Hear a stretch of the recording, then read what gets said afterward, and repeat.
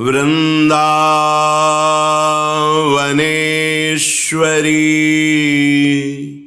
तवैव पदारविन्दम् प्रेमामृतैकमकरन्द रसौघपूर्णम्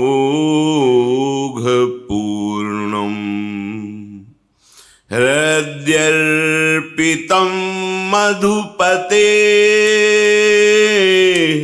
स्मरतापमुग्रम्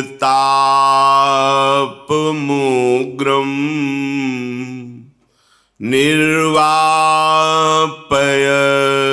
परमो शीतलमाश्रयामि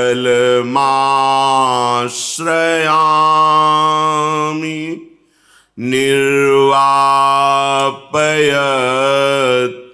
परमो शीतलमाश्रयामि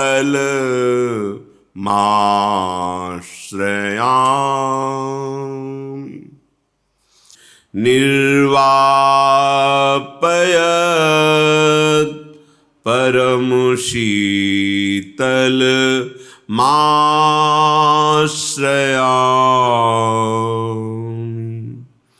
राधा राधा राधा राधा राधा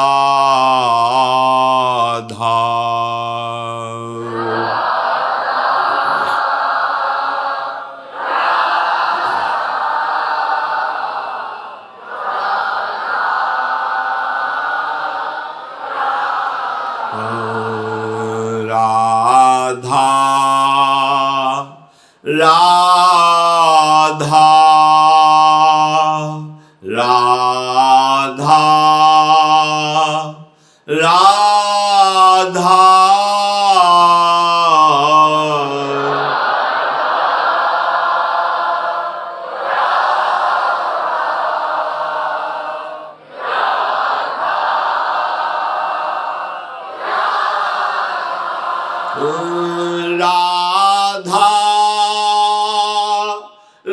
राधा राधा राधा राधा राधा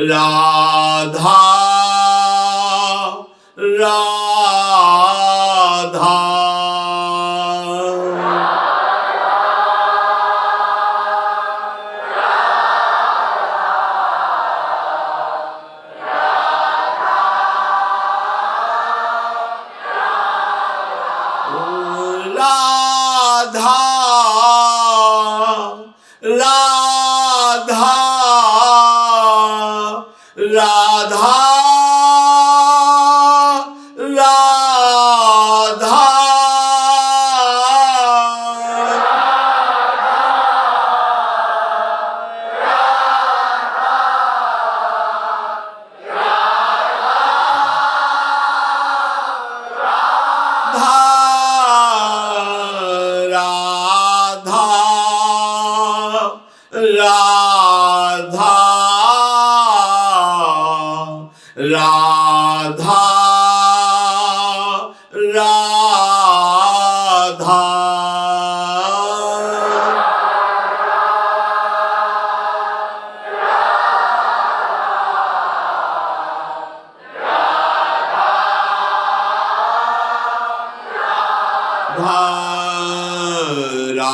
राधा राधा राधा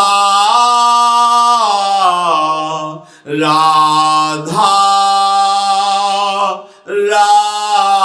राधा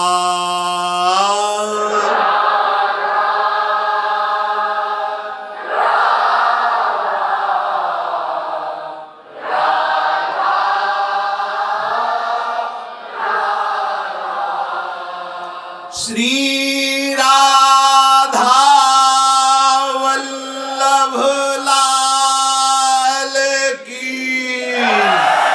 जय। परम सच्चिदानंद घन प्रेम आनंद स्वरूप नवनिवृत्त निकुंज परम पावन श्री वृंदावन धाम, श्री वृंदावन धाम के लाडिले युगल सरकार श्री श्यामा श्याम समस्त हित परिकर निज परिकर अहेतुकी कृपा। ये जो हमें सौभाग्य मिला है ये अहेतुकी कृपा।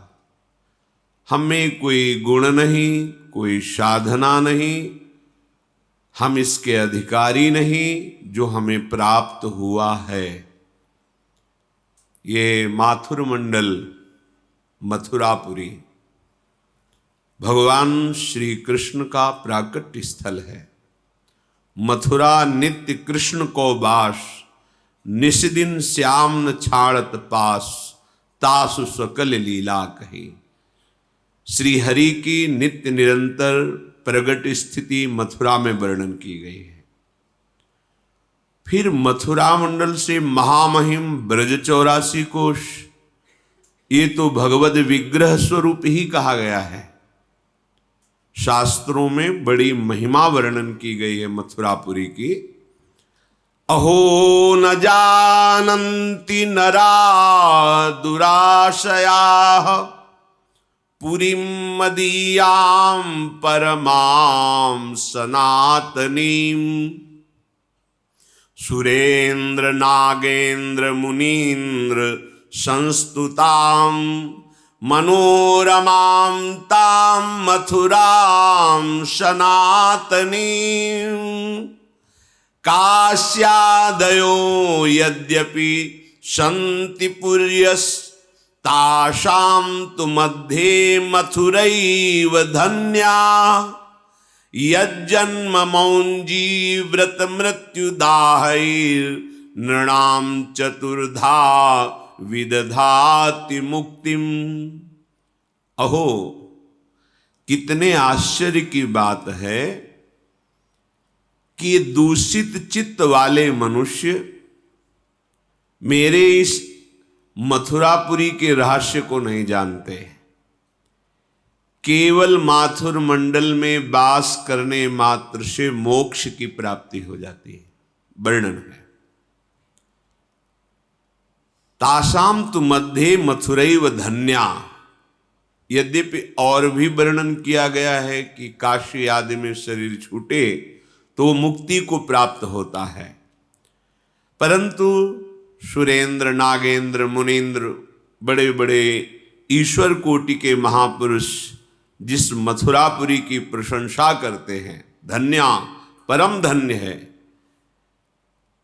यज्जन्म मौंजी व्रत मृत्युदाहय नृणाम चतुर्धा विदधाति मुक्तिम। जिस मोक्ष को प्राप्त करना बड़ा कठिन है, यदि कोई मथुरा मंडल में वास कर ले तो वो धन्य हो जाता है। वास मात्र से उसे मुक्ति की प्राप्ति हो जाती है। कोई कैसा भी क्यों न हो, अगर वो मथुरा मंडल में रहकर मेरी आराधना करे तो जो ब्रह्मा को भी पद प्राप्त नहीं वो उसे प्राप्त हो जाएगा। इसका प्रमाण बालक ध्रुव से ले लीजिए। बालकोपि ध्रुवो यत्र ममाराधन तत्परः, प्राप स्थानम परम शुद्धम यन्न युक्तम पितामहई। पितामह जी को भी वो पद प्राप्त नहीं जो मथुरापुरी में आके कुछ समय ही साधना की, दुर्लभ परम पद की प्राप्ति हुई। ताम पुरीं प्राप्य मथुराम मदीयाम सुर दुर्लभाम। खंजो भूत्वांधको वापि प्राणानेव परित्यजेत।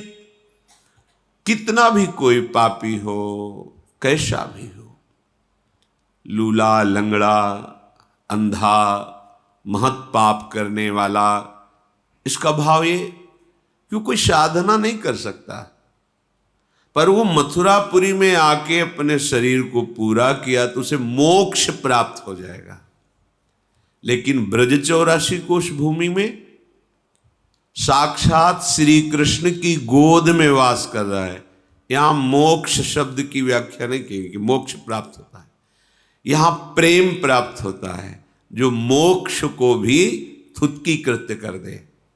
जैसे हमें सुंदर रसमलाई मिले तो फिर गुड़ खाने की इच्छा नहीं होगी, ऐसे ही जिससे भगवत प्रेम प्राप्त हो जाता है वो सायुज्य, सामीप्य, सारूप्य, एकत्व आदि जो मोक्ष है, मुक्ति है, वो दीमानम न ग्रहणंती, वो देने पर भी स्वीकार नहीं करता, नहीं चाहिए। विभेमी कैवल्यता, इस मोक्ष से मुझे डर लगता है, नहीं चाहिए मोक्ष, मुझे तो प्रिया प्रीतम के समीप रहना है, उनके श्री अंग की सेवा करनी, उनकी दिव्य लीला में सम्मिलित होना है। ये जो प्रेम है ब्रज 84 कोश वास से, ब्रजरज का सेवन करने से प्राप्त होता है। ब्रज का जो स्वरूप वर्णन किया गया शास्त्रों में, वो समस्त धामों तीर्थों से ये मुकुट है। जैसे सब धाम तीर्थ शरीर, तो ब्रज 84 कोश मुकुट, और मुकुट में जो मणि है वो है वृंदावन धाम। ये मुकुट मणि है वृंदावन धाम। और यहां रहकर साधन करना, भजन करना, भगवत चर्चा सुनना, भगवत चर्चा करना, यहां आकर के भगवत दर्शन श्री विग्रह के करना, संत समागम करना, ये तो केवल है तु की कृपा। कुंवरी किशोरी लाडली करुणा कर दिया तो मुझे परम सौभाग्य प्राप्त हुआ। जहां मथुरा मंडल की इतनी महिमा का वर्णन किया गया कि मोक्ष कैसा भी कोई पापी हो, कैसा भी असाधन युक्त हो, मथुरापुरी में रहता है तो उसे मोक्ष प्राप्त हो जाएगा। प्रेम शब्द बात अलग है, क्योंकि मथुरा में श्री कृष्ण के समीप रहते हुए परम ब्रह्मबोध संपन्न महापुरुष श्री उद्धव जी हैं, पर प्रेमी उद्धव नहीं कहा गया।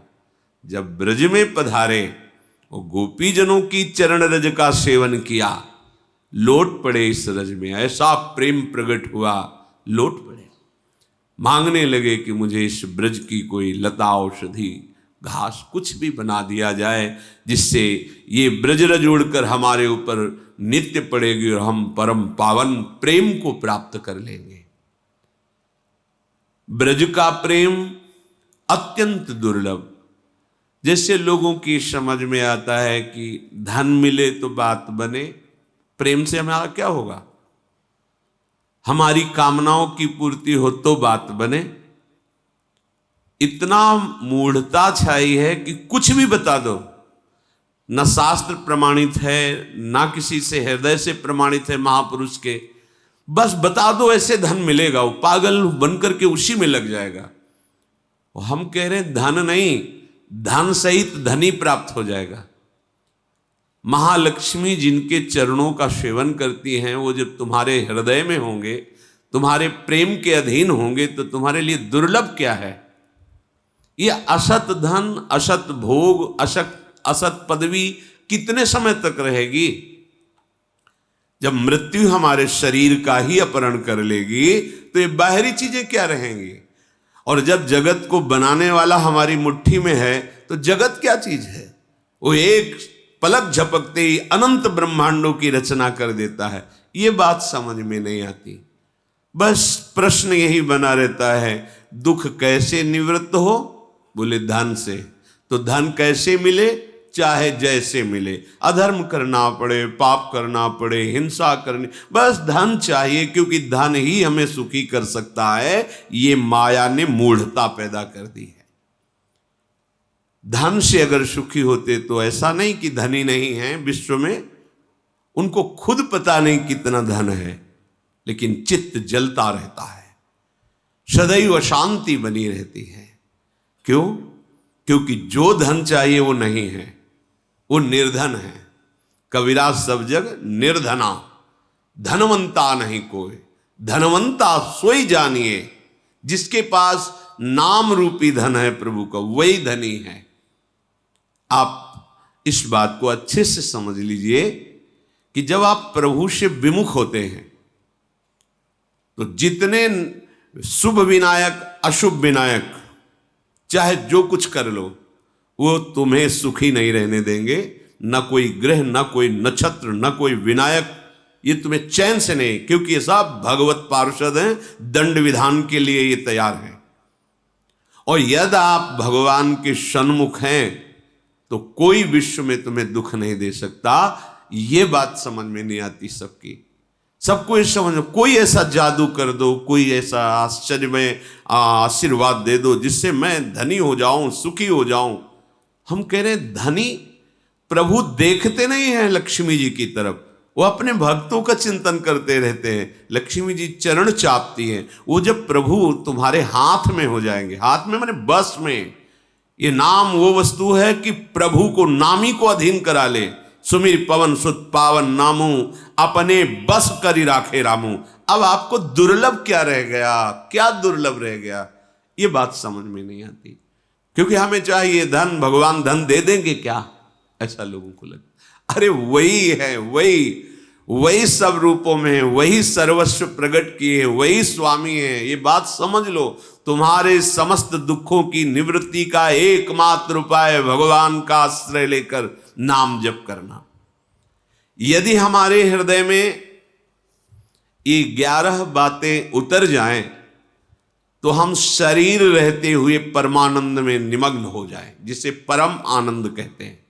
पहला, एक, जीवन का तुम्हें एक लक्ष्य चुनना होगा कि मुझे भगवत प्राप्ति इस जन्म में करनी है।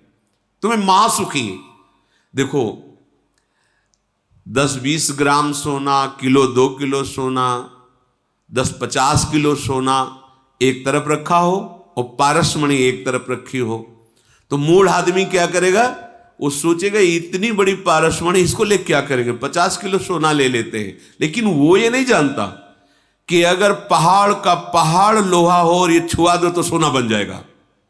और जो चतुर है वो क्या करेगा, मणि लेगा। नहीं, सोना नहीं चाहिए। क्यों, हम जितना चाहेंगे उतना सोना बना लेंगे। हमें पारसमणि मिल गई, हमें प्रभु कृष्ण मिल गए, हमें भगवान मिल गए, ये जिसने सृष्टि बनाई एक पलक झपकते, अब मुझे क्या। पर हमारी मूढ़ता नहीं जाती। हम सृष्टि के कुछ भोगों के पीछे अपने महामंगल विधान करने वाले भगवान को भूल जाते हैं। भगवान का लक्ष्य ही नहीं बनाते कि मुझे प्रभु चाहिए। एक तरफ संसार के भोग और एक तरफ प्रभु। पहला नंबर, आपको ये निश्चय करना होगा कि मुझे प्रभु चाहिए। ये सब अपने आप मिल जाएगा। प्रभु के प्राप्ति के मार्ग में चलने पर ही ये मिलने लगता है। प्रभु मिल गए तब तो इसका महत्व ही नहीं रह जाएगा, क्योंकि असलियत पता चल जाएगी कि ये जादू का तमाशा है, माया है, ये सत्य विषय नहीं है।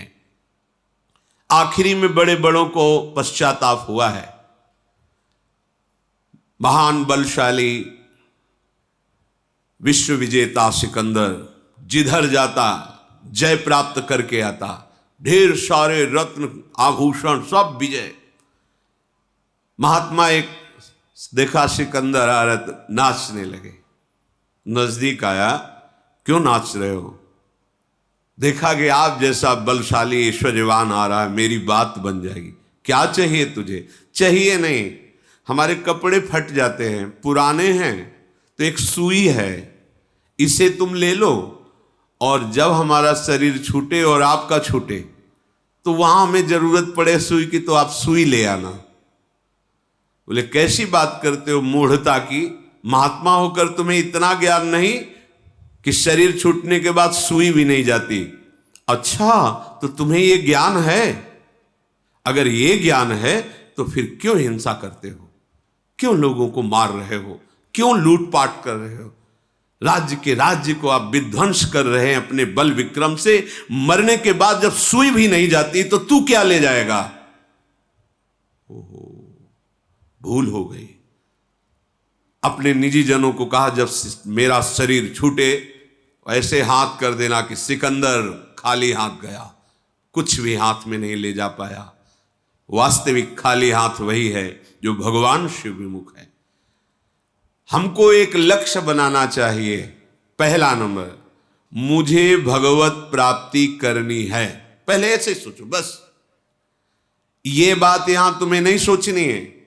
हम तो गृहस्थ हैं, हमारा तो ये कर्तव्य है, हम तो ऐसे भोग भोगते हैं, हम तो नीच हैं, पापी, हम कहां भगवत प्राप्ति। ये तो बड़े पवित्र जितेंद्रीय महात्माओं का विषय नहीं। आपसे प्रार्थना करते हैं, पारसमणि ये नहीं देखती कि ये लोहा पंडित जी के घर का है या लोहा किसी के गला काटने वाला है।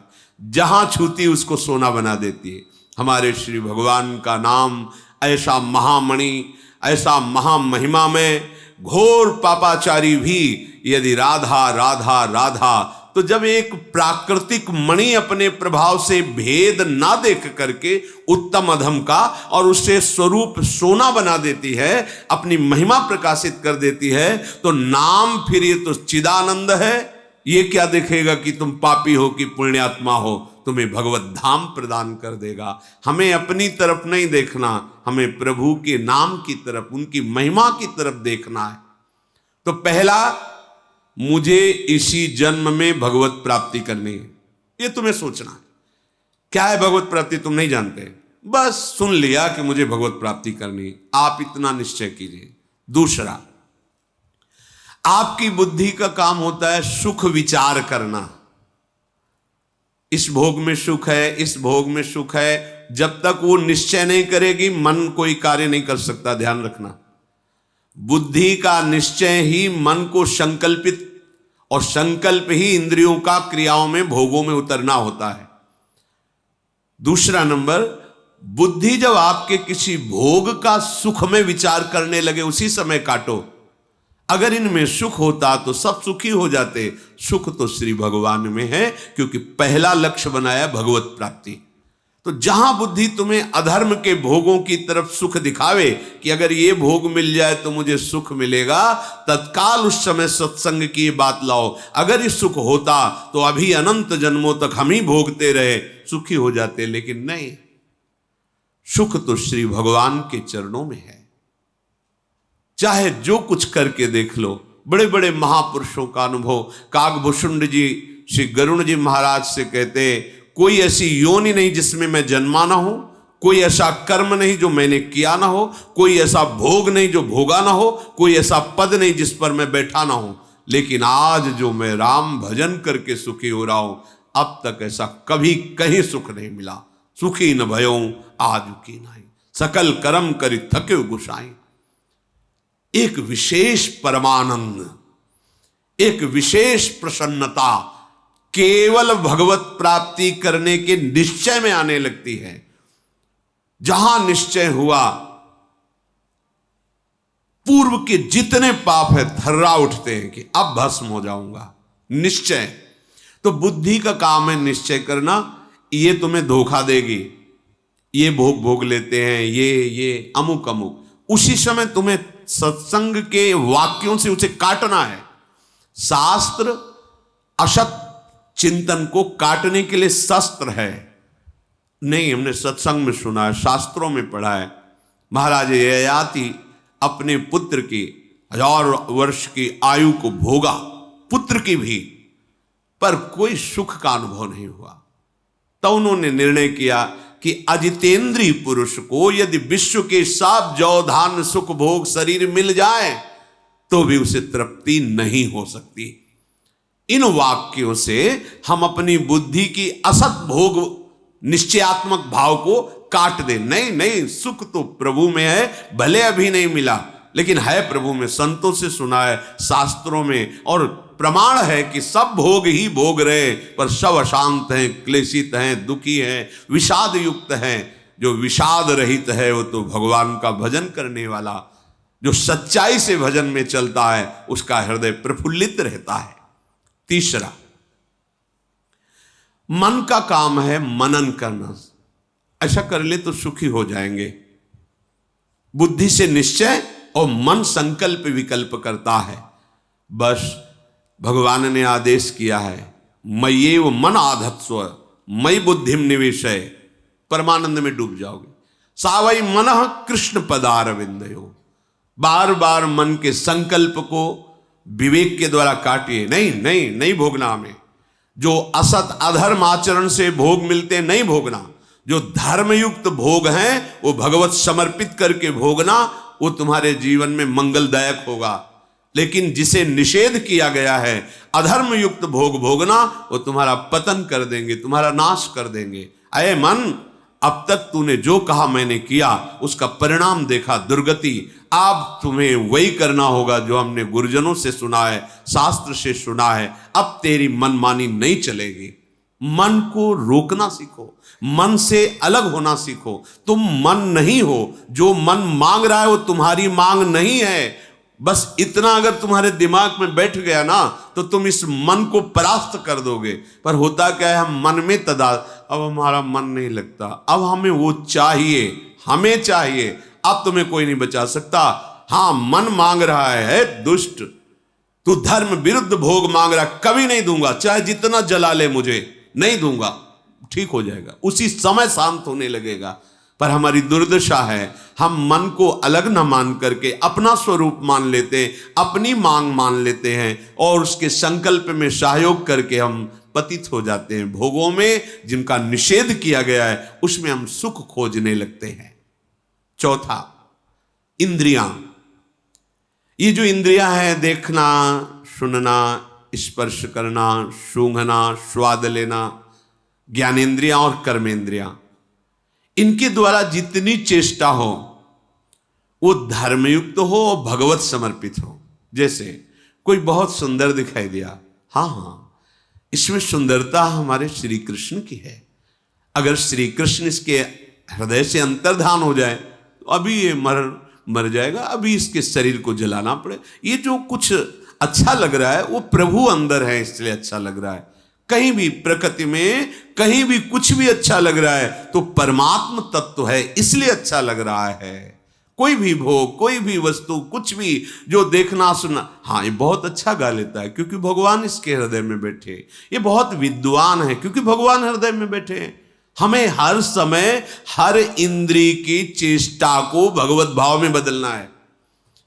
ये बहुत बुरा करता है क्योंकि तमोगुण से युक्त भगवान की लीला हो रही ना, इसलिए ऐसा दिखाई दे रहा है। जैसे बहुत सच्चा आदमी, बहुत पवित्र आचरण करने वाला, कभी कोई व्यसन नहीं करता, पर उसे रंगमंच पर दुष्टता का रोल मिला है, तो वो तुम्हें पीते हुए नजर आएगा, लड़खड़ाते नजर आएगा, वो आपको गंदी आदतें वाली बातें करते नजर आएगा, गंदी क्रियाएं करते, लेकिन वो पीछे बहुत अच्छा है।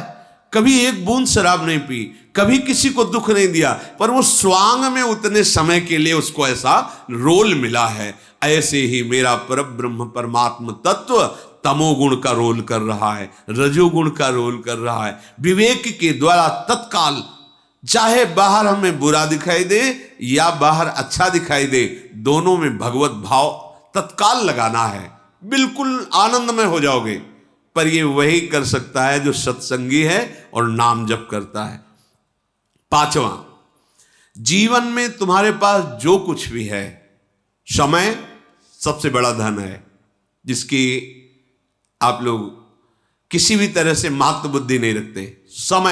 समय से बढ़कर कोई वस्तु नहीं। कई बार सत्संग में कहा है, मानो आपकी अवस्था 60-70 वर्ष की हो गई, जीवन भर धन कमाया, खूब सब वैभव है, अब आखिरी समय आ गया, श्वास अंतिम चल रही है, अब आप कह दो कि पूरे जीवन की कमाई दे दूंगा, एक श्वास और ले लेने दो। नहीं, देखो तुम्हारा समय कितना कीमती है। पूरे जीवन से कमाए हुए धन से एक श्वास भी ऐसे नहीं ले सकते, वहीं रुक जाएगी। नहीं कीमत है, ये वैभव सम नहीं है। कितना कीमती समय है। सबसे बड़ा धन मनुष्य शरीर में जो समय है, उसकी महत्ता, उसकी महिमा समझना है। अब ये समय हमारा कहां खर्चा हो रहा है, इसको देख रहा है। अगर आप भगवत स्मरण रहित हैं, भगवत भाव रहित हैं, तो जो भी कर रहे हैं वो सब कर्म है, और वो कर्म बांधने वाला है, और उसे तुम्हें भोगना पड़ेगा, शुभ हो या अशुभ हो। और यदि आप भगवान नाम जप कर रहे हैं और वही कर्म है जो शास्त्र सम्मत है और भगवत समर्पित है, तो वही कर्म भगवत प्राप्ति का हेतु हो जाएगा। कुछ नया कर्म नहीं करना। यत करोषि, भगवान आदेश कर रहे हैं, जो समय मिला है उस समय में तुम जो भी कर्तव्य कर्म कर रहे हो उसे प्रभु को अर्पित कर दो, प्रभु का स्मरण करते हुए भगवत भाव से, तो वो कर्म योग हो गया और वही कर्म योग आपको भगवत प्राप्ति करा देगा। अलग से कोई अनुष्ठान के लिए नहीं कहे। यत करोषि, जो कर रहे हो, ये तो सर्वाणि कर्माणि मयि सन्न्यस्य मत पराहा, मेरा आश्रय लेकर मेरे परायण होकर सारे कर्म मेरे को समर्पित कर दो, भगवत प्राप्त हो जाओगे। बहुत सुंदर बात, ये समझ में सबके नहीं आती।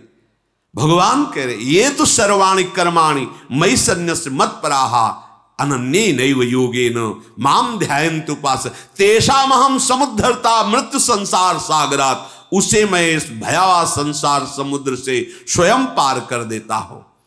तो जीवन का सबसे बड़ा धन समय, उसको हम जहां खर्चा कर रहे हैं, सार्थकता उसकी तभी होगी जब नाम स्मरण, भगवद स्मरण, भगवद आश्रय लेकर भगवत भाव से करेंगे, प्रभु को समर्पित करने के लिए करेंगे, समय सार्थक हो जाएगा, सत्य हो जाएगा। छठवां, चित्त का काम है चिंतन करना। देखो ये छलांग लगाता रहता है, जैसे बानर है ना, एक डाल से दूसरी डाल, ऐसे आप चुपचाप देखो इसकी चिंतन वृत्ति, कभी संसारिक वृत्ति, कभी द्वेष की वृत्ति, कभी राग की वृत्ति, वो अपने आप ऐसे छलांग लगाता घूमता है। अब आपको इसकी छलांग रोकनी है।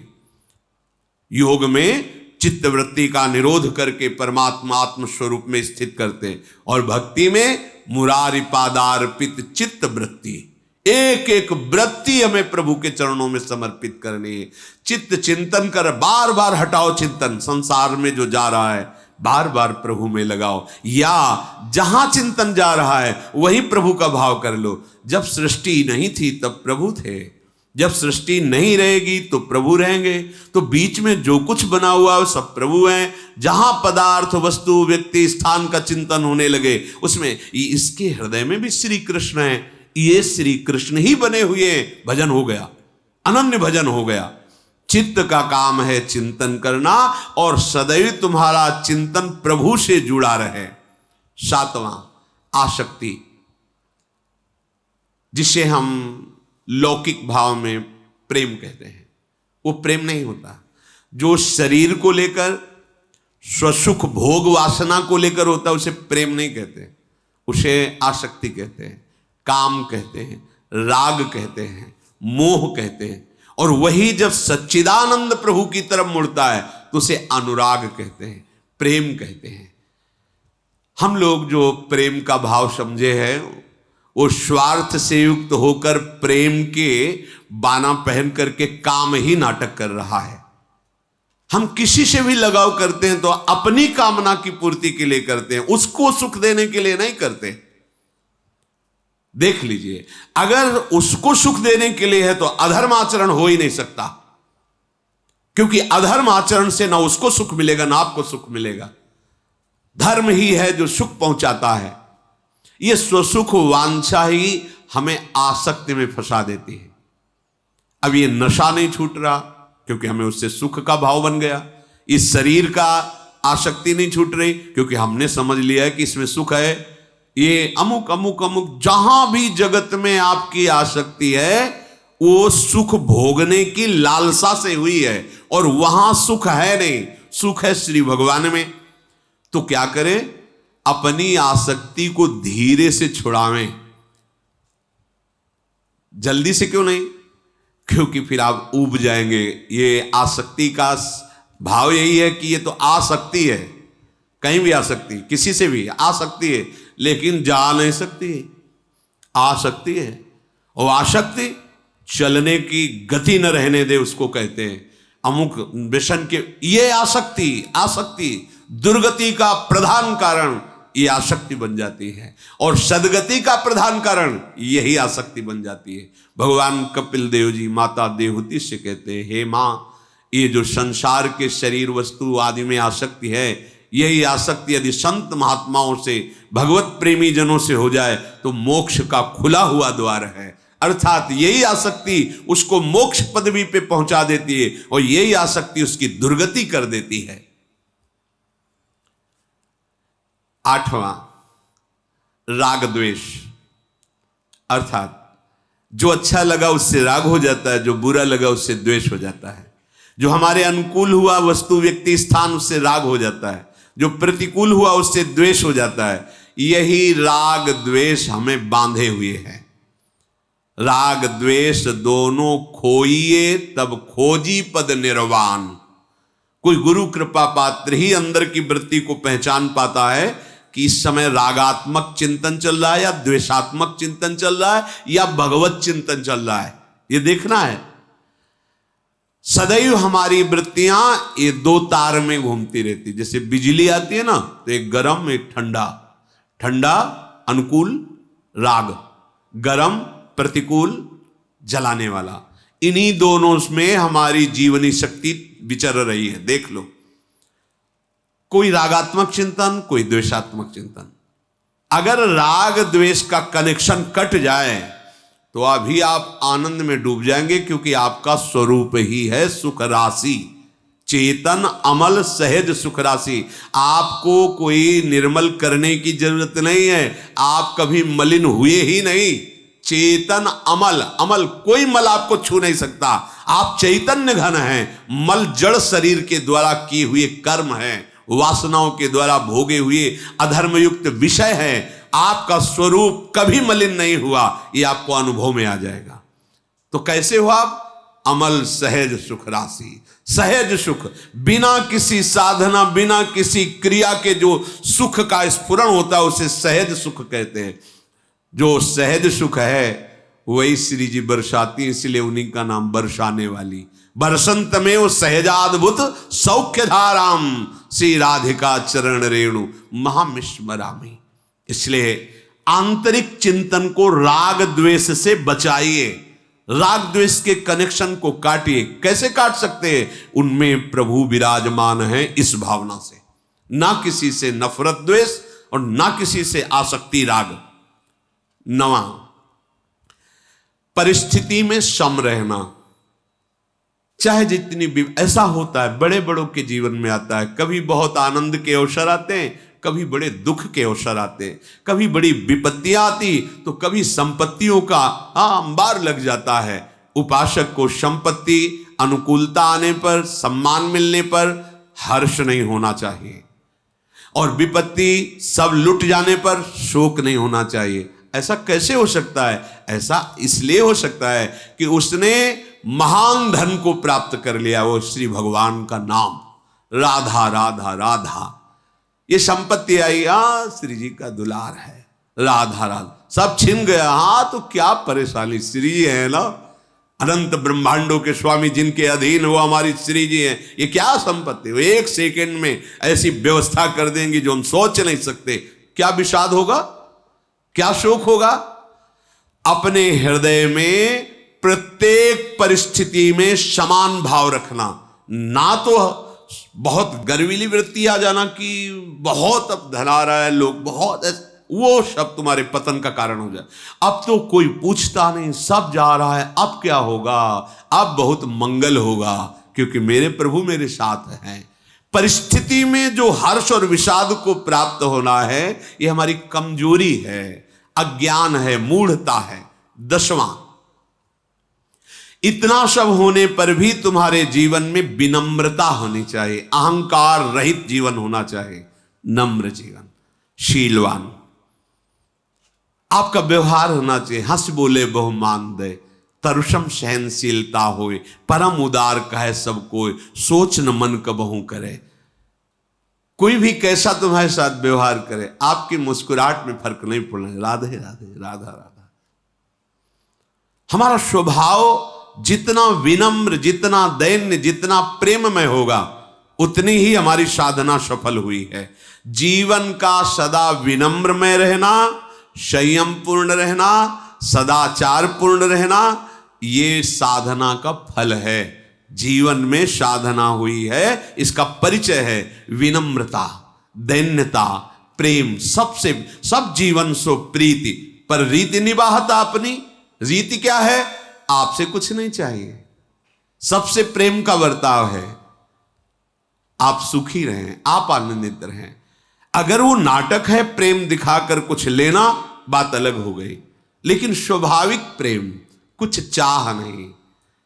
हमारे हृदय में एक ही चाह है कि सबके हृदयों में जो विचरण करने वाले प्रभु हैं वो हम पे प्रसन्न हो जाएं, हमारी इस चेष्टा से रीझ जाए। इस भाव से हम सबको अपने प्रभु भाव में लाके सबकी सेवा, सबको वाणी के द्वारा, शरीर के द्वारा, मन के द्वारा सुख पहुंचाने का भाव, विनम्रता, संयम, सदाचार, ये परम शांत हृदय हो जाएगा। और 11वां, सर्वत्र राधा माधव का नित्य नूतन लीला विलास अनुभव करना। अपने आप आ जाएगा, इसके लिए फिर चिंता नहीं करनी। आप 10 तो फिर हो गया बस, आगे जो शुरू होगा वो तुम्हारे बस की बात नहीं, वो उनकी तरफ से होगा ये सब उन्हीं की कृपा से। पर आप इतना करें तो 11वें में फिर लिखा है नित्य निरंतर राधा माधव की लीला का साक्षात्कार हो जाएगा। इन्हीं नयनन सब सुख देखें, वो देख रहा है अपनी प्रिया, जगत नहीं दिखाई दे रहा, प्रिया प्रीतम की राधा माधव की दिव्य लीला। इसलिए प्रभु का आश्रय लेकर निरंतर हम हर कर्म, हर क्षण प्रभु को समर्पित करते रहे। चलते हैं अयोध्यापुरी। महाराज चक्रवर्ती सम्राट दशरथ जी के समीप प्रसंग चल रहा है। मंथरा की प्रेरणा से कैकेयी जी के हृदय की गति पलट गई। जो सदैव राम प्रेम में मगन रहती थी, ऐसी मंथरा ने शिक्षा दी कि हाहाकार मच गया। सुबह प्रातःकालीन राज्याभिषेक होगा, राम जी राजा बनेंगे, आनंद बधावा। मंथरा की प्रेरणा से कोप भवन में जाना, कल चर्चा हो गई। महाराज दशरथ जी बहुत प्यार करते हैं कैकेयी जी से, बड़ा विनम्र स्वभाव, बड़ा प्रेमी स्वभाव कैकेयी जी का है। इसीलिए ये सूचना देने के लिए हर्षित होकर, आनंदित होकर जा रहे कि कल जो है हमारे प्राणाराध्य राम का राज्याभिषेक होगा। सबसे पहले सूचना कैकेयी जी को देते हैं। महाराज आनंद में मगन होकर जा रहे। महल में प्रवेश करते ही ऐसा लगा कि कुछ अशुभ हो रहा है। एक उजाड़ सा अनुभव, सब शांत। जो दास क्या है, क्या हो गया? महल में कोई मंगल नहीं, कोई, क्योंकि प्रवेश करते ही कैकेयी जी स्वागत के लिए आ जाती थी। कहां है? कोप भवन। कोप भवन सुनते डर गए महाराज। क्या ऐसा अपराध हो गया? कोप भवन में क्यों? वहां गए तो देखा आभूषण बिखरे हुए हैं, मोटे पुराने कपड़े पहने कैकेयी जी पड़ी हुई। कहा प्रिय, किसने ऐसा अपराध कर दिया? यदि कोई देवता भी जो अमरत्व को प्राप्त है उसने अपराध किया है, तो उस अमरत्व की प्राप्त देवता का भी नाश करने की सामर्थ्य मुझ में है। ये देवराज इंद्र को सुरक्षा प्रदान करते हैं महाराज दशरथ। देवासुर संग्राम में स्वयं आप रहे। और यदि कोई राजा तुम्हारा अनिष्ट चिंतन किया है तो उसको कंगाल बना देंगे, आदेश करो तुम। क्या? कैकेयी जी ने कहा आप केवल बड़ी बड़ी बातें करते हैं, हमें पता है आप मीठी मीठी बातें से हमें रिझाते हैं, आपको करना कुछ है नहीं। नहीं, आप बोलिए ना, आप बोलिए, प्राण मांगो, अभी मैं प्राण दे दूं। मैं 100 बार राम की शपथ खा के कहता हूं, तुम जो मांगोगी मैं दे। अब उठिए। आपको याद है आपने कहा था कि 2 वरदान आपको देंगे। अच्छा, तो तुम्हारा मान करना, रूठ जाना ठीक ही है, क्योंकि मेरा भूलने का स्वभाव में। तुम 2 की जगह 4 वरदान मांग लो। नहीं, हमें 4 नहीं, बस 2 ही चाहिए। बोलो क्या चाहिए? हमें लगता है आप दे नहीं पाओगे। तो तुम्हें राम की शपथ पर भी विश्वास नहीं? मैं राम की कसम खा के कहता हूं, जो मांगो अभी दे दूंगा, अभी। तो महाराज, मेरा पहला वरदान भरत का राज्याभिषेक, और दूसरा वरदान तापस वेश, विशेष उदासी 14 वर्ष राम वनवासी।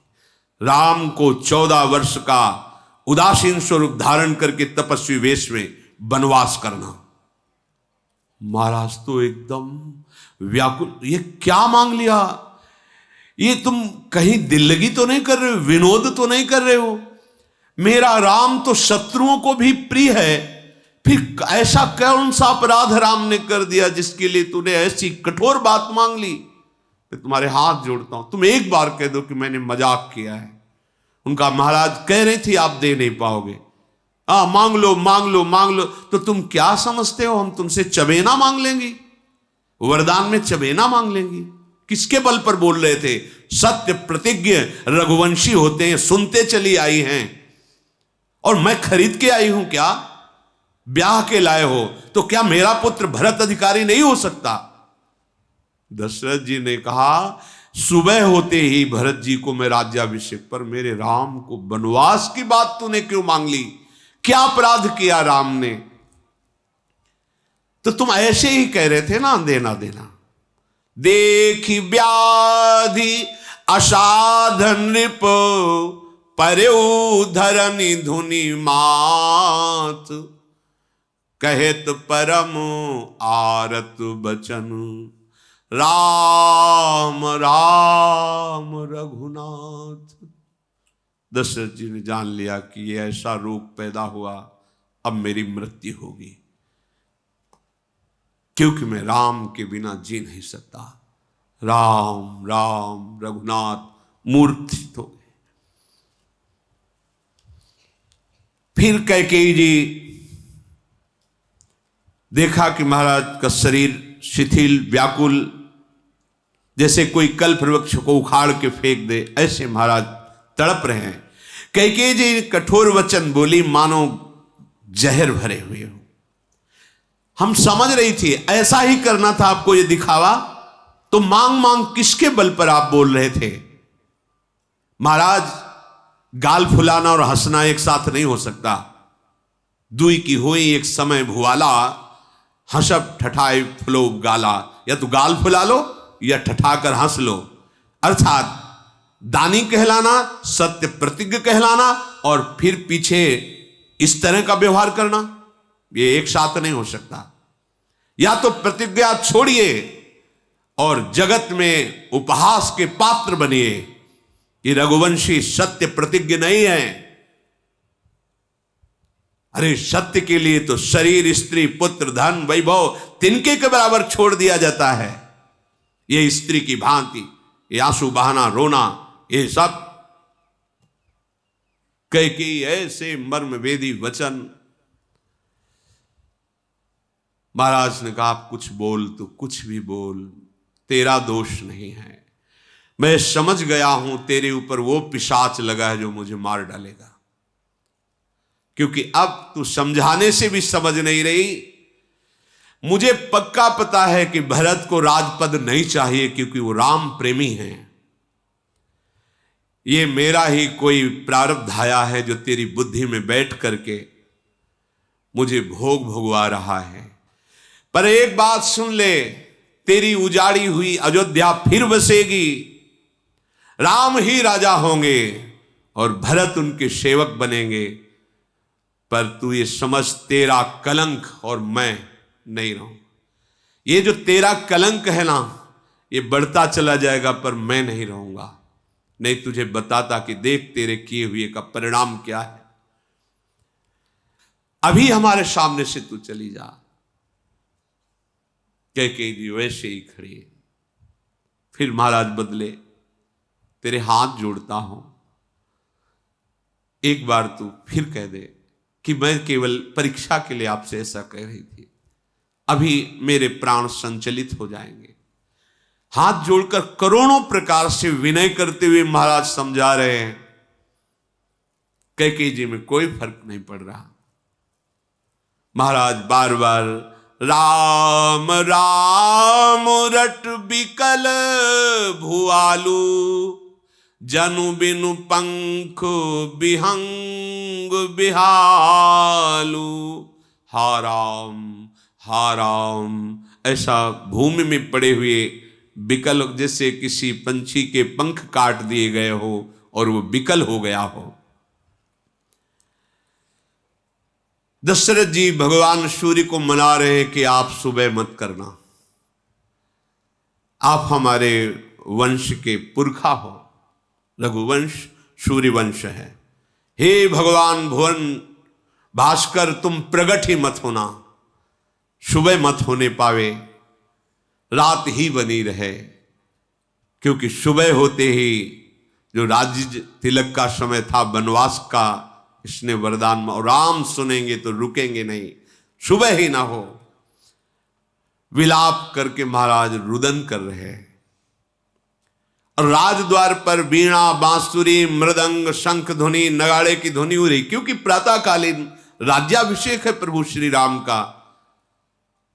सूतमागध बंदीजन बिरदावली का गान कर रहे, वो सब सुनाई दिया तो राजा के हृदय में जैसे बाण लगा हो।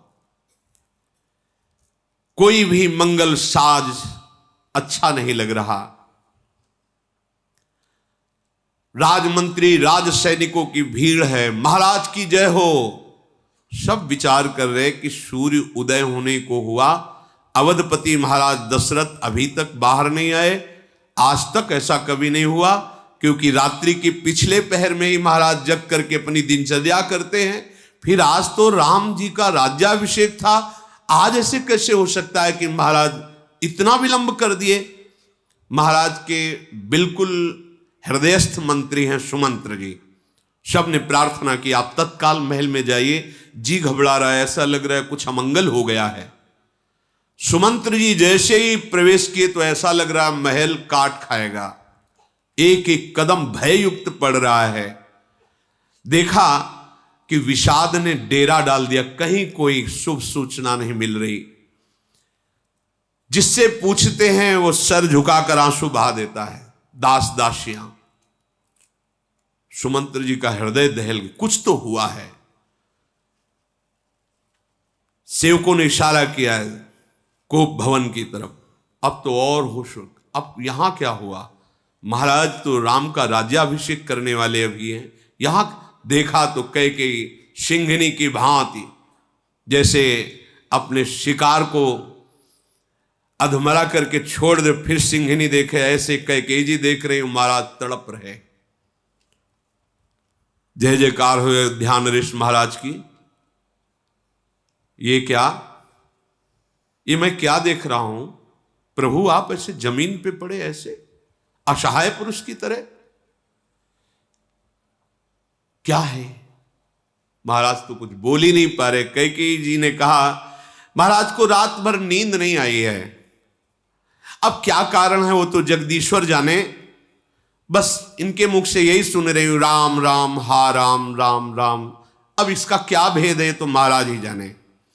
हमें लगता है यदि तुम राम को बुला लो तो शायद है कि ये जो स्थिति है ये बदल जाए, क्योंकि राम राम ही पुकार रहे हैं, कुछ नहीं बताया कैकेयी जी ने।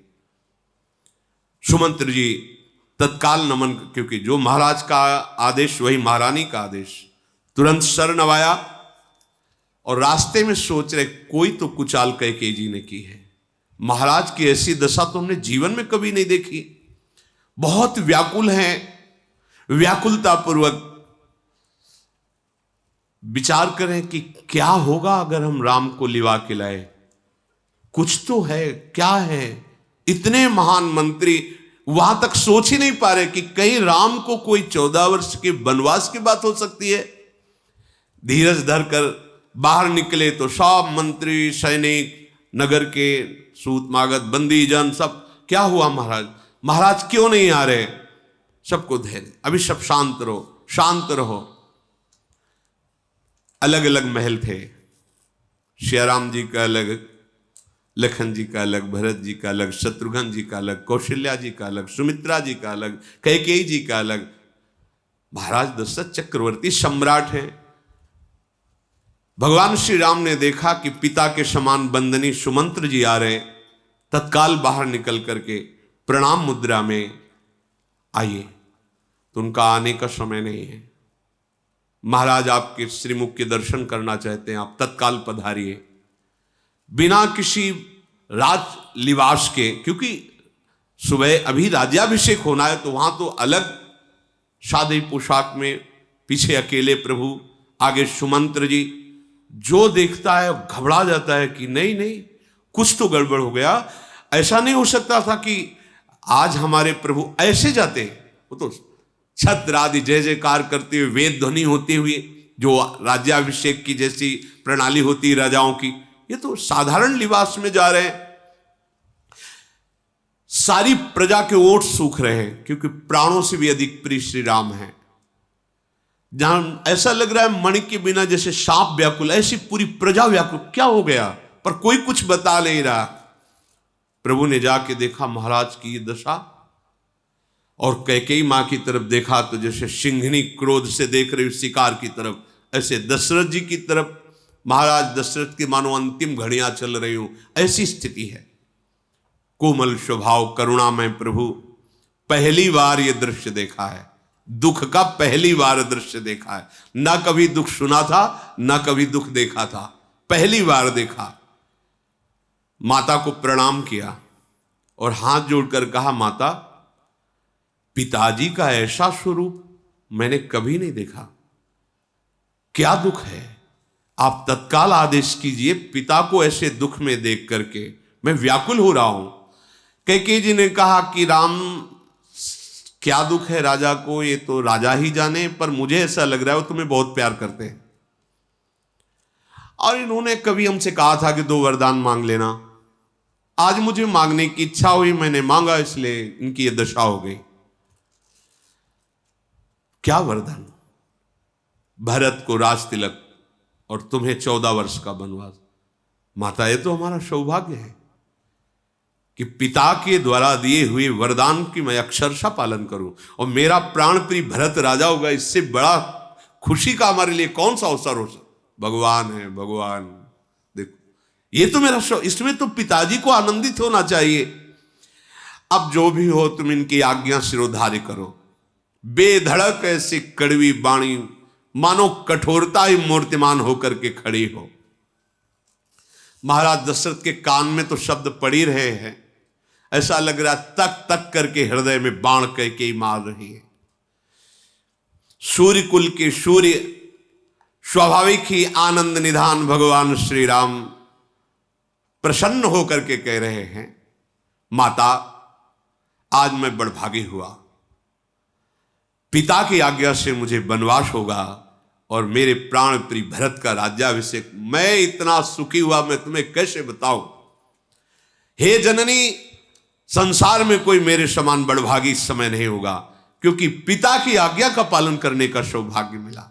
और इस वरदान में मुझे उन महामुनि तपस्वी जनों से भेंट होगी जो सदैव भगवत चिंतन परायण रहते हैं।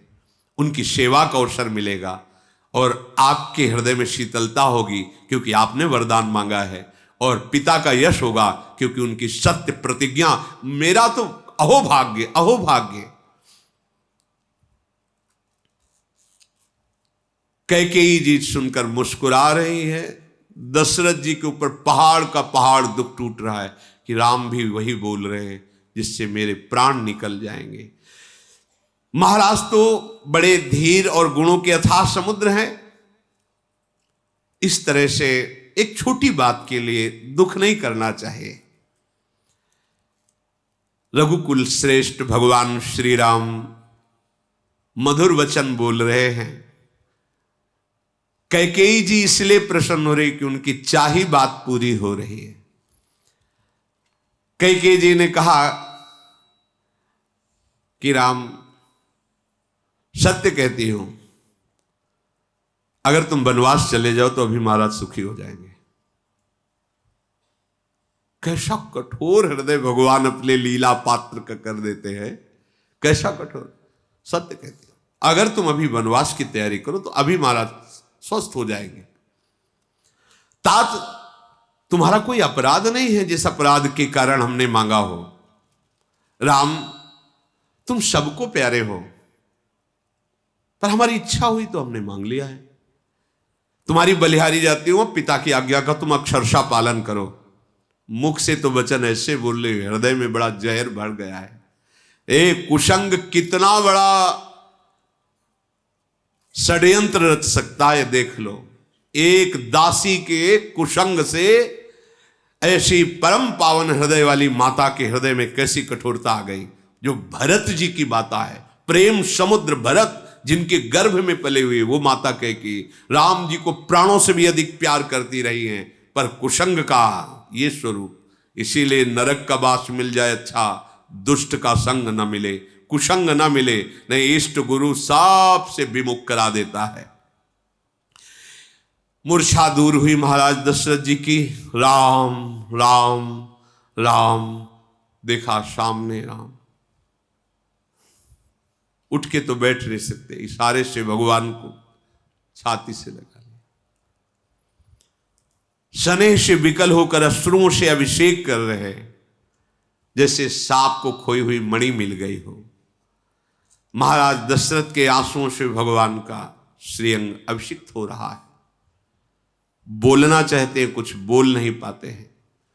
हृदय से लगाए ब्रह्मा जी को मना रहे हैं कि कुछ ऐसा कर दो, मेरे राम की बुद्धि बदल जाए और वो मेरी ये वरदान वाली बात ना माने।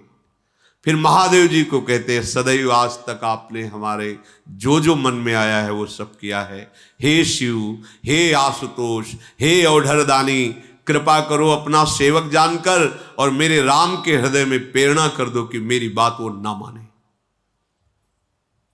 वो घर में रह जाए, जगत में अपयश हो, सारे पाप मुझे भोगने पड़े, पर मेरा राम मेरे से दूर न हो। हे महादेव, ऐसी कृपा कर दो, श्री रामचंद्र मेरी आंखों से कभी ओझल ना हो। मन ही मन बोल रहे हैं, अंदर से प्रार्थना कर रहे हैं, आंखों से आंसू भगवान के तन में पड़ रहे हैं। प्रेम विवश देखा भगवान ने दशरथ जी को, हाथ जोड़कर कहा, पिताश्री ढिठाई करता हूं, मुझे बाल्य भाव में देखकर क्षमा कीजिएगा। इतनी छोटी बात के लिए इतनी विवशता आप में उचित नहीं है। आप महान धैर्यवान हैं। मां ने वरदान मांगा, आपने दिया, अक्षरशः उसका हम पालन करेंगे। 14 वर्ष क्या होते हैं, अभी गए, कुछ दिनों में वापस आ गए। पिताजी, इस मंगलमय स्नेह के समय आपको ये सब छोड़ देना चाहिए, ऐसा विकल नहीं होना चाहिए।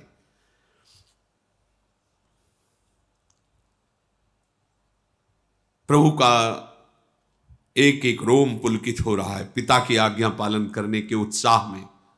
दशरथ जी की एक एक श्वास जैसे कोई आग में जल रही हो। उनका पृथ्वी तल पर आज हमारा जीवन धन्य हो गया। राम जी बोले, आप हमारे प्राण प्रिय हो महाराज, आपकी आज्ञा प्राणों से भी अधिक प्रिय है। आप धैर्य धारण करो, आपकी आज्ञा पालन करने का अवसर मिला, मैं शीघ्र आऊंगा। अब जाकर के माता के पैर पड़कर और मैं वन की तैयारी करता हूं।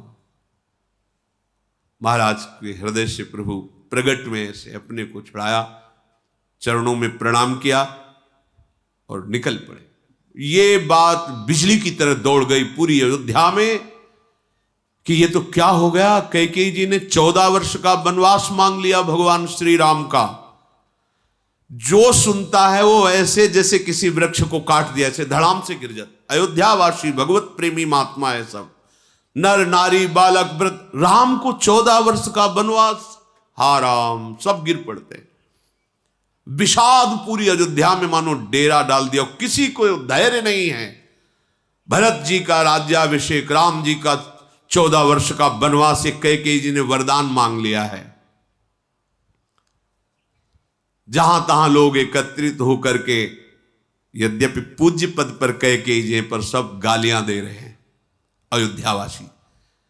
अरे भरत की मां ऐसा पाप में विचार, इस पापिनी ने क्या किया, पूरी अयोध्या का नाश कर दिया। बहुत सब हाहाकार मच गया। अरे ये अपनी आंखों को निकालकर रूप देखना चाहती है, ये अमृत फेंक कर विष पीना चाहती है। कुटिल कठोर दुर्बुद्धि अभागिनी कैकेयी ने ये क्या कह दिया। हमारे प्रभु रघुनाथ जी को 14 वर्ष का वनवास, ऐसे अयोध्यावासी ये पत्ते का सहारा लेकर पेड़ की जड़ काट दी। किस पर भरत राज्य करेंगे? अरे हम सब प्राण त्याग देंगे, अयोध्यावासी राम के बिना एक क्षण नहीं जीवित रह सकते, तो भरत राज्य किस पर करेंगे? ये नहीं समझा कैकेयी जी ने। ये क्या, हाय विधाता, हम क्या देखने के लिए उत्सुक थे? राम का राज्याभिषेक क्या दिखा दिया? मेरे प्राण प्रिय राम को 14 वर्ष का वनवास। आह,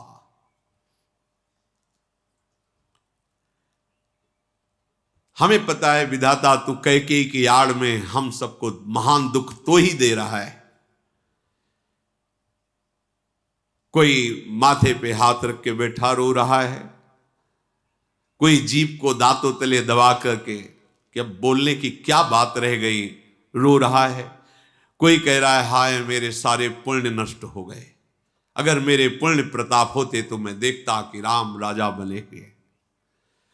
चंद्रमा चाहे शीतल किरणों की जगह आग की चिंगारियां बरसाने लगे, अमृत चाहे विष के समान हो जाए, पर भरत जी कभी राम जी से विमुख नहीं हो सकते। ये कैकेयी कैसे मानती है कि राम का वनवास होगा और भरत का राज्याभिषेक? भरत कभी ऐसा नहीं चाह सकते। जो कुल की बड़ी बूढ़ी माननीय स्त्रियां गुरु के समान पूज्य थी, उन लोगों ने सलाह की और कैकेयी के समीप गए, हृदय से लगाकर। यद्यपि सबका हृदय जल रहा, पर कैकेयी को हृदय से लगा के कहा, जो बड़ी पूज्या, जैसे वशिष्ठ जी की पत्नी श्री अरुंधति जी आदि आदि बड़ी पूज्या मान्या वयोवृद्धा ज्ञान वृद्धा, समीप गई और कहा कैकेयी जी आप तो कहती थी राम भरत से भी अधिक मुझे प्राण प्यारे हैं, क्या तुम ये झूठ बोलती थी? पूरी अयोध्या जानती है कि कौशल्या से भी अधिक प्रेम राम का आपके प्रति था। ये क्या कौन सा अपराध राम ने कर दिया, आप बताइए हमें। कहीं तुम्हें सवतिया डाह तो नहीं हो गया है कि कौशल्या पुत्र होने के कारण राम को तुम वनवास दे रही हो? क्या कौशल्या जी ने कभी कटु वचन भी तुम्हें बोला है? ये तुम सारी अयोध्या को क्यों मार रही हो? क्या सीता जी प्रभु राम के बिना यहां रह सकती हैं या जी सकती हैं? क्या लक्ष्मण प्रभु राम के चरणों से एक क्षण के लिए भी विलग हो सकते हैं? क्या अयोध्यापुरी बिना राम के जीवित रह सकती है? क्या बिना राम के भरत राज्य पद स्वीकार कर सकते हैं? क्या बिना राम के महाराज दशरथ के प्राण रह सकते हैं? क्यों उजाड़ रही पूरी अयोध्या के सौभाग्य को? हाथ जोड़ती हूं, कलंक मत ले। ठीक है, अगर तेरी यही इच्छा है तो भरत का युवराज पद होगा, पर राम को वन में जाने का क्या काम? राम राज्य के भूखे नहीं हैं, वो धर्म को धारण करने वाले हैं, कोई भी विषय उन्हें परास्त नहीं कर सकता। इसलिए मैं तुमसे प्रार्थना करती हूं, यदि तुम्हें यह बर्दाश्त नहीं हो रहा कि राम महल में रहे, तो अरुंधति जी ने कहा गुरु भवन में रहेंगे, कभी महल में नहीं आएंगे। भरत को राजा बना दे, गुरु भवन से बाहर नहीं निकलेंगे राम जी। पर वनवास के लिए तू क्यों कह रही है?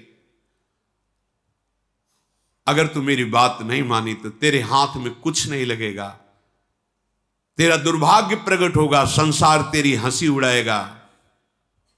राम शरीखा पुत्र वनवास के योग्य है? जल्दी उठ और तैयारी कर, भरत का राज्याभिषेक होगा पर राम का वनवास नहीं। वही उपाय कर जिससे महाराज सुखी हो और तुम्हारे सौभाग्य का वर्धन हो। वयोवृद्ध ज्ञान वृद्ध ये जो माताएं आई हुई थी अयोध्या से, ये ऐसी बस तनिक भी कैकेयी जी के मन में कोई फर्क नहीं पड़ा, बेरुखी होकर ऐसे देखते कोई बात, ऐसी क्रोध भरी दृष्टि से देख रहे मानो बाघिनी हिरनियों को देख रहे हो। सब एक दूसरे की तरफ फेरी, बोले रोग असाध्य है, ये ठीक होने वाली नहीं, ये मंदबुद्धि अभागिनी अब हम सबका विनाश करा के ही रहेगी। दैव ने नष्ट कर दिया कैकेयी का बहाना लगाकर, हम सब मारे गए, राम विमुख हो जाएंगे, सब वो कठोर वचन बोलती हुई कैकेयी के पास से चली गई।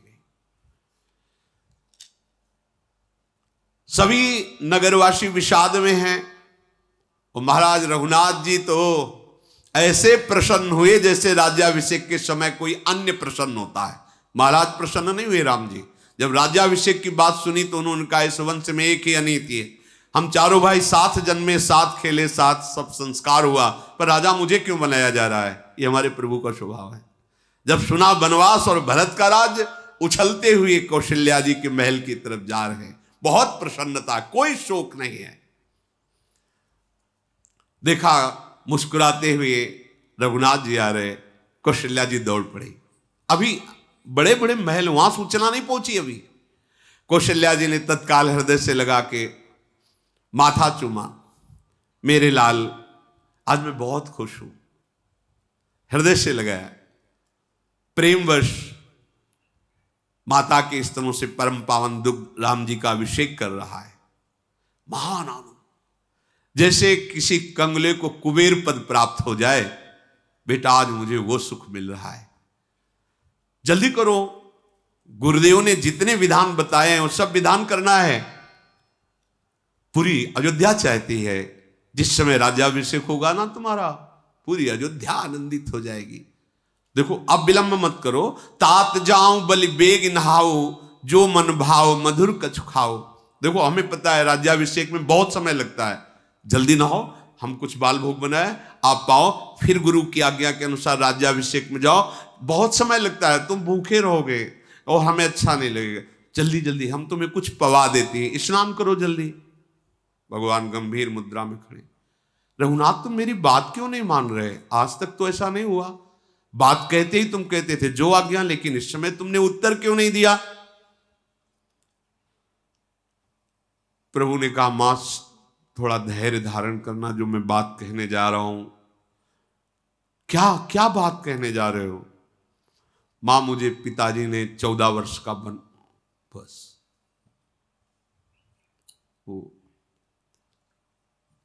ये सब महान भगवत प्रेमी महात्मा हैं जो दशरथ जी बने हैं, जो कौशल्या, ये भगवान श्री हरि से ऐसा प्रेम किया कि अखिल कोटि ब्रह्मांडों के पिता को पुत्र बना दिया। इनके प्रेम का वनवास पिता ने मूर्छित हो गई, प्रभु ने संभाला। मां तुम इतना दुखी मत हो, 14 वर्ष ऐसे ही बीत जाएंगे। मैं लौट करके आपके चरणों में फिर बैठूंगा, आकर आपके श्री चरणों का दर्शन मैं करूंगा। पर आप यदि ऐसे दुखी होंगी तो मेरा साहस कैसे मुझे साथ देगा? बड़े नम्र मधुर वचन मां को हृदय से लगा के बोल रहे हैं, पर कौशल्या जी के हृदय में तो जो ज्वाला जली अग्नि की। बहुत गंभीर स्वभाव माता कौशल्या जी का, बहुत गंभीर स्वभाव, हास परिहास किसी भी तरह कुछ नहीं, महान गंभीर भगवान की मां है। जैसा यशोदा जी का स्वभाव वैसा कौशल्या जी का स्वभाव, बहुत मृदु स्वभाव।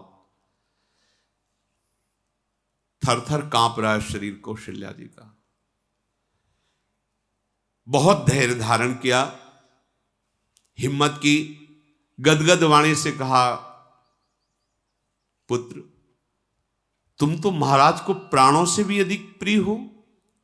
मैंने जब सुना है तो तुम्हारी चर्चा ही करते मेरे पास बैठे रहे, मेरा राम ऐसा, मेरा राम ऐसा। तुम्हारे द्वारा ऐसा कौन सा अपराध हो गया जो तुम्हें 14 वर्ष का वनवास, कहां तो राज्याभिषेक का समय और कहां वनवास की बात? मुझे सही कारण बताओ। महाराज के मन में तो कभी भी हमने ऐसा तनिक भी अनुभव नहीं किया कि तुम्हारे प्रति थोड़ा भी लघु भाव। हर समय राम ऐसे, मेरे राम ऐसे, इसी में प्रफुल्लित। फिर 14 वर्ष का वनवासों कैसे दे सकते हैं?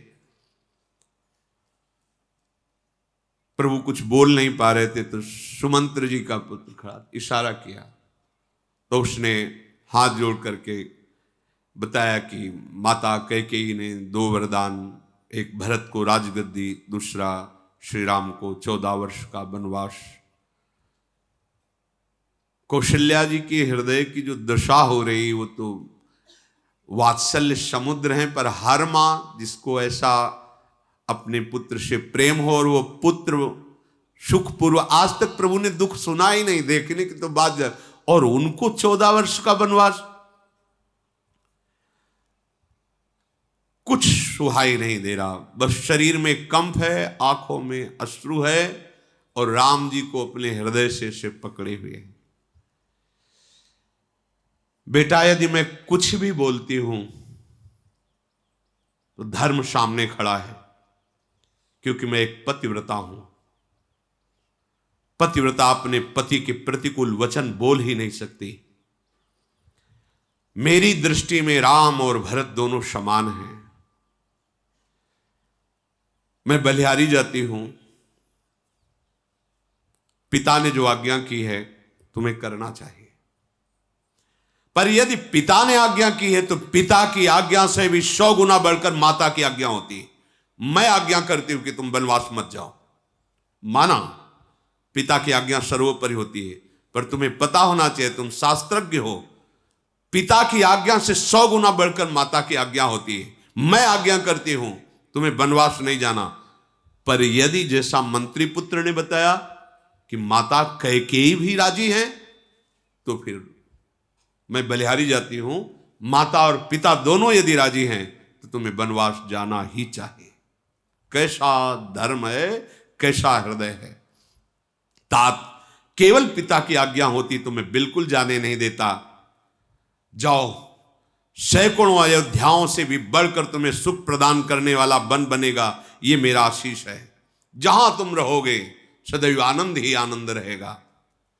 वन के देवता ये माता पिता की तरह तुम्हें दुलार करेंगे। पशु पक्षी वनवासी ऋषि मुनि ये सब तुम्हें सुख पहुंचाएंगे, मेरा आशीर्वाद है। हे रघुवंश के तिलक, ये आज अयोध्या अभागी हुई और वन बड़भागी हुआ, क्योंकि जहां आप जाकर वास करेंगे। और मां की जो दशा विकल होकर के रो पड़ी। पुत्र तुम सबको प्राणों से भी अधिक प्रिय हो, तुम प्राणों के प्राण और जीवन हो। मैं वन को जाऊं, तुम्हारे वचनों को सुन सुन करके जो आनंदित होती थी, आज ये वचन मुझे छलनी कर दे कि मैं वन को जाऊं। मां अब जाऊं, आज्ञा है। तो जब आप बात करते थे तो हृदय शीतल, आज ये वचन मुझे हृदय को छेद दिए। पर जाओ, मैं बलिहारी जाती हूं, सब देव पितर विधाता महादेव, ये देखो वात्सल्य भाव, देवों को देव महादेव भी जिनके, महादेव जी तो हनुमान जी के रूप में सेवा में है, ये सब तुम्हारी रक्षा करें। पर ये हम जरूर बता देते हैं कि पूरा नगर अनाथ हो गया। हे राम, आज अयोध्या के पुण्य पूरे हो गए, कठिन काल विपरीत हो गया। मैं बड़ी अभागिन साबित हुई और गिर पड़ी माता जी। कौशल्या जी भगवान तत्काल उठाए, उठा करके समझा रहे, मां आप धैर्य धारण करो। ये सूचना सिया जी को मिली जो राम जी के महल में भागी हुई। सिया जी सामने आई, देखा कौशल्या जी की दशा, राम जी हृदय से लगाए, मां को प्रणाम करके सर नीचा करके बैठ गई। कौशल्या जी ने देखा तो और रो पड़ी, कैसे राम के बिना सियाजू रहेंगी। सियाजू ने हाथ जोड़ करके कहा कि मां, मैंने सुना है जीवननाथ प्रभु वन को जाना चाहते हैं, साथ तो होगा हमारा प्रभु का, पर अब ये देखना है कि शरीर सहित होगा या केवल प्राण ही साथ जाएंगे। अर्थात अगर आप आज्ञा करेंगी तो प्राण और शरीर दोनों इनके साथ जाएंगे, अगर आप मना कर देंगी तो प्राण इनके साथ जाएंगे, शरीर यहीं छूट जाएगा। इनके बिना एक क्षण भी हम जीवित नहीं रह सकती। सीता जी के नेत्रों से अश्रु प्रवाह हो रहा है। कौशल्या जी भगवान श्री राम से कहा, देखा जो हम सोच रही थी वही हो रहा है ना। अरे इनको देख के हम जी लेते, इनको देख के हम जी लेते, लेकिन वो भी मेरा, ये कैसे इतनी सुकुमारी हैं कि कभी दीपक की बात भी हमने टारने को नहीं कही। पलंग अगर चल रहे तो पुष्पों के पावड़े, विराजमान है तो झूला, सुंदर आसन, आज तक भूमि में पैर नहीं रखा जनक नंदिनी ने, और ये वनवास तुम्हारे साथ जाएगी।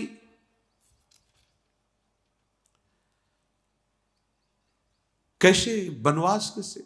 अगर चित्र में बंदर बना होते डर जाती हैं देख के, और वहां तो हाथी, सिंह, राक्षस, दुष्ट जीव जंतु कैसे रह पाए?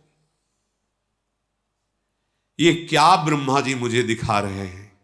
कौशल्या जी विकल हो रहे हैं। नहीं, सियाजू को बन नहीं जाने देंगे। कौशल्या जी कह, प्रभु ने कहा जनक नंदिनी अन्यथा मत लेना, जो मैं शिखावन दे रहा हूं उसे समझो। मेरी आज्ञा और मेरा भला दोनों इसी बात में है। आप यही महल में रहो,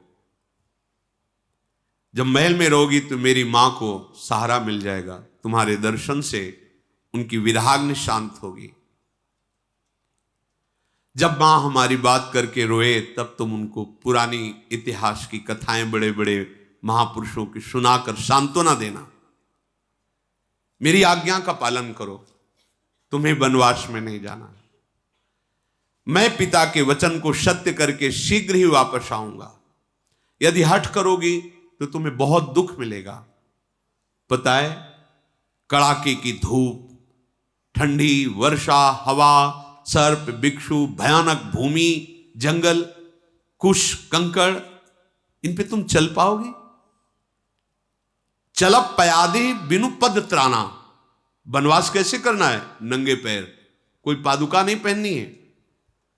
रहना कहां होगा? वृक्षों के नीचे, गुफाओं के नीचे। पीने के लिए नदी, नद का जल, रीछ, बाघ, भेड़िए, सिंह, हाथी, ये सब भयानक। तुम कैसे रह पाओगी? जहां इतने सुकुमार वस्त्र धारण किए हो, वहां वस्त्रों के छाल, कंदमूल, फल खाना और छाल पहनना, कैसे आप रह पाओगे? बड़े बड़े निशाचर जो है, राक्षस, वो मनुष्य का आहार करते हैं, कैसे रह पाओगे? देखो हमारी बात मानो। सहज सुहृद गुरु स्वामी सिख, जो न करई सिर मानी, सो पछिताई अघाई उर, अवश्य होई हित हानि। जो सहज ही स्वाभाविक तुम्हारा मंगल चाहने वाले हैं, ऐसे अपने स्वामी, अपने गुरुदेव की जो सीख अपने माथे पर चढ़ा करके नहीं पालन करता, वो आखिरी में भरपेट पछताता है, उसकी महान हानि अवश्य होती है। राम जी के वचन सुनकर के सीता जी विकल हो गई। बहुत देर तो उत्तर ही नहीं दे पाई। फिर सोचा कि अगर उत्तर नहीं देती तो बहुत बड़ी हानि हो जाएगी। धैर्य धारण करके आंसू बहाते हुए कौशल्या जी के चरणों को पकड़कर हाथ जोड़कर कहा कि मां, मेरी ढिठाई क्षमा करना। प्रभु जो शिक्षा दे रहे हैं परम हित की है, पर मैंने जो विचार करके देखा है वो मैं आपको बता रहे हूं। माता, पिता, बहन, प्यारा भाई, प्यारा परिवार, मित्र, सास, ससुर, गुरुजन, स्वजन, ये सब सुंदर बातें उपदेश की मुझे, पर मैं ये देख पा रही हूं कि मैं प्रभु के बिना एक क्षण नहीं जीवित रह सकती। प्रभु के बिना कोई मेरे प्राणों की रक्षा नहीं कर पाएगा, चाहे स्वजन, संबंधी, महल, सुख, सामग्री, ये मुझे जीवित नहीं रख पाएंगे।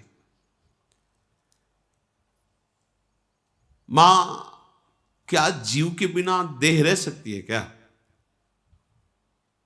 ऐसे ही रघुनाथ जी के बिना ये शरीर नहीं रह पाएगा। मैं सच्ची कहती हूं, प्रभु ने जो दुख गिनाए ना, क्षण क्षण में मुझे परमानंद प्राप्त होगा जब प्रभु के चरणों के समीप बैठकर वो थके होंगे और हम चरण दबाएंगे, और जब उनके श्रीभाल पर सुंदर सुंदर श्रम बिंद होंगे और अपने वस्त्र से पोंछकर हवा करेंगी, तो मुझे जो सुख मिलेगा वो महलों में नहीं मिलेगा।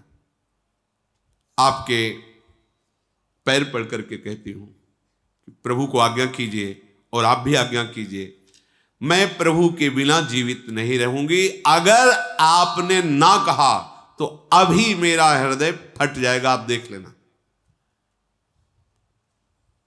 वो विकल हो गई जानकी जी। प्रभु ने देखा कि वियोग की बात केवल ये दशा, तो निश्चित जानकी जी प्राण छोड़ देंगी। प्रभु ने कहा अच्छा चलो विषाद मत करो, चलो हमारे साथ चलो। जानकी जी को अपार सुख मिला, तुरंत खड़ी हुई, माता कौशल्या जी के चरणों को पकड़ा और कहा मां, यद्यपि मेरा धर्म था आपकी सेवा करूं, पर मैं अपने प्रभु के बिना जीवित नहीं रह सकती, इसलिए आपसे क्षमा चाहती हूं। विधाता मेरी दशा पलट दी है, जहां आपको सुख देना चाहिए वहां मैं आपको छोड़ के जा रही हूं, ऐसे विनय भरे। रघुनाथ जी झुककर चरण छुए और मां आशीर्वाद दीजिए, 14 वर्ष बाद फिर मिलूं। 14 वर्ष जहां एक क्षण भी वियोग सहना असह्य है। हा तात, हा पुत्र, हा वत्स, हा राम, हा रघुवर, ऐसे माता विलाप करने लगी। देखा कि माता बहुत अधीर हो रही हैं। प्रभु ने क्षोभ त्याग कर तत्काल मुड़े प्रणाम मुद्रा में और महल से बाहर गए। कौशल्या जी पीछे से आशीष दे रही हैं, जब तक गंगा यमुना में जल रहे, हे शिया तेरा सौभाग्य अचल रहे। सदैव ये चरित्र सुन करके धैर्यवान बनना चाहिए। भगवान हैं, हम तो उनके एक अंश हैं, जीव हैं। हमारे ऊपर विपत्तियां आती हैं, हम भगवान को कोसने लगते हैं। देखो भगवान हैं क्या, जिनके गर्भ से भगवान प्रकट हुए। माता के अब अपने लोग क्या हृदय जोड़ पाएंगे, कौशल्या जी के हृदय में वो भाव ही नहीं। क्या दशा हो रही होगी। ऐसे सौंदर्य समुद्र प्राण प्रिय अपने पुत्र को 14 वर्ष के लिए वनवास, क्या दशा हो रही होगी माता के हृदय में। लक्ष्मण जी को सूचना मिली कि सियाराम वनवास, भागते हुए लक्ष्मण जी अपने महल से आए, प्रभु के चरणों में गिर पड़े और हाथ जोड़कर खड़े हो गए, केवल नेत्रों की तरफ देख रहे हैं। अंदर ही अंदर सोच रहे, अगर प्रभु ने कह दिया कि तुम्हें अयोध्या में रहना, नहीं जाना है, मैं जीवित नहीं रहूं। ये सब ऐसे प्रेमी हैं, प्राण फूल हैं इनके लिए, प्राण बलिहार करना। बार बार भगवान के चरणों की तरफ देखते और नेत्रों की तरफ देखते हैं कि बस ऐसी आज्ञा मत कर देना कि तुम्हें अयोध्या में रहना है। भगवान ने कहा लखन तुम हमारी बात को समझ सकते हो, माता पिता गुरुजन स्वामी इनकी शिक्षा को भली भांत नम्र होकर स्वीकार करना चाहिए, तभी जीवन का लाभ मिलता है। देखो भरत शत्रुघ्न यहां है नहीं, और हमें पिताजी ने आज्ञा की वनवास की, अयोध्या शून्य हो जाएगी। तुम अयोध्या में रहो, महाराज के समीप धैर्य बंधाओ, माताओं को धैर्य बंधाओ और प्रजा की रक्षा करो, प्रजा को सुख पहुंचे ऐसा विधान करो। लक्ष्मण जी जो सोच रहा था वही बोले ना प्रभु। कहा प्रभु बस एक बार प्रार्थना करूंगा, बस एक बार अवसर दीजिए। प्रभु कहा हाँ बोलो। बोले जो शिक्षा दे रहे हो ना, ये अधिकारी को दी जाती है, जो धर्मात्मा होता है, वीर होता है, ज्ञानी होता है, विद्वान होता है, धर्म की धुरी को धारण करने वाला होता है। प्रभु मैं तो आपका बच्चा हूं, मैं ना विद्वान हूं ना ये सब पालन करने की योग्यता है। बस एक बार प्रार्थना करता हूं, नाथ यदि आपने कह दिया कि नहीं, मैं जीवित नहीं रहूंगा। ना मुझे अयोध्या, ना मुझे महाराज, ना मुझे धर्म, ना ऐश्वर्य, ना मुझे कोई परम पद, आपके श्री चरण बस। अगर ना तो अभी प्राण। ये ऐसे प्रेमी महाजन है, मुझे ना, जैसे भगवत रसिक जी कहते हैं, स्वर्ग नर्क अपवर्ग आस नहीं त्रास है, नहीं, आप, बस आप, कैसा कैसा अद्भुत प्रेम। बस प्रभु आप ना बोले, मैं तो आपका बच्चा हूं, बस आपके चरणों में, हमें कुछ नहीं, कोई धर्म नहीं सुनना, कोई बात नहीं सुननी। मेरे लिए ना कोई अयोध्या है, ना कोई पिता है, ना कोई माता है, ना कोई धर्म है, केवल आप। यह है परम धर्म, केवल आप। इसे, चूंकि भक्ति के आचार्य हैं भगवान शेषावतार, हर समय गोद में प्रभु को शयन कराते हैं। लक्ष्मण जी की दशा को देखकर भगवान श्री राम जी कुछ बोल नहीं पाए। उनका अच्छा तो फिर जाओ, सुमित्रा जी को प्रणाम करके आज्ञा लेकर आ जाओ। बहुत आनंदित हुए, भागे, माता सुमित्रा जी के पास पहुंचे। सुमित्रा जी ने कहा, लखन कभी तुम्हारे मुख पर उदासी नहीं देखी। क्या उदासी? आज महल है, वहां थोड़ी सी सहज में सूचना पहुंच जाएगी। मां कैकेयी मां ने ऐसा वरदान मांगा है, सियाराम जी बन जा रहे हैं, और प्रभु ने आज्ञा करी कि आपकी क्या आज्ञा है। सुमित्रा जी कुछ क्षण तो चुप रहे और कहा कि हमसे आज्ञा मांगने की अब जरूरत ही नहीं है। तात तुम्हारी मातु वैदेही, पिता राम सब भांति सनेही। अवध तहां जहां राम निवासु, तहां दिवसु जहां भानु प्रकाशु। जो पैसीय राम बन जाही, अवध तुम्हार काजू कछु नाही। लखन तुम्हारी माता तो सियाजू हैं, तुम्हारे पिता राम जो हैं। जहां सिया राम वहीं अयोध्या, वहीं तुम्हारा निवास। यदि सिया राम वनवास जा रहे तो अयोध्या में तुम्हारा कोई काम नहीं। सुमित्रा जी के जितने भी पूजनीय परम नाते हैं वो सब प्रभु के लिए हैं।